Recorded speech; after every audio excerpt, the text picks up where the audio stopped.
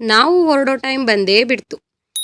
Hi, welcome to my mini vlog. ಈ vlog ಅಮ್ಮನ ಮನೆಯಿಂದ ಲಾಸ್ಟ್ ಡೇ ದಿನದ ವ್ಲಾಗ್ ಆಗಿರುತ್ತೆ. ಇನ್ನು ಮಾಮೂಲಿಯಾಗಿ ಬೆಳಗ್ಗೆ ಎದ್ದು ಕಿಚನ್ಗೆ ಬಂದೆ. ಇನ್ನು ತಿಂಡಿಗೆ ಅಂತ ಹೇಳಿ ಚಪಾತಿ ಮತ್ತು ಪಲಾವ್ನ ಮಾಡ್ಕೊಂಡಿದ್ದೆ. ಇನ್ನು ಚಪಾತಿ ಜೊತೆಗೆ ಸ್ವಲ್ಪ ಬೀಟ್ರೂಟ್ ಪಲ್ಯನೂ ಸಹ ಮಾಡ್ಕೊಳ್ಳೋಣ ಅಂಥೇಳಿ ಬೀಟ್ರೂಟ್ ಪಲ್ಯನ ಮಾಡಿಕೊಂಡು ಎಲ್ರದ್ದು ತಿಂಡಿ ಆದಮೇಲೆ ನಾನು ಸಹ ತಿಂಡಿನ ಮಾಡಿ ಸ್ವಲ್ಪ ಹೊತ್ತು ಇದ್ದು ಅದಾದಮೇಲೆ ನಾನು ಕೂಡ ರೆಡಿ ಆದೆ.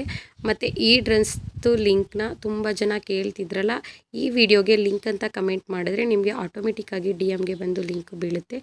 ಮತ್ತು ನಾವು ಕೂಡ ಹೊರಡೋ ಟೈಮ್ ಬಂದೇ ಬಿಡ್ತು. ಅಂದರೆ ಅಮ್ಮನ ಮನೆಯಿಂದ ಇವತ್ತು ನಮ್ಮ ಹಸ್ಬೆಂಡ್ ಮನೆಗೆ ಹೊರಟಿದ್ದೆ.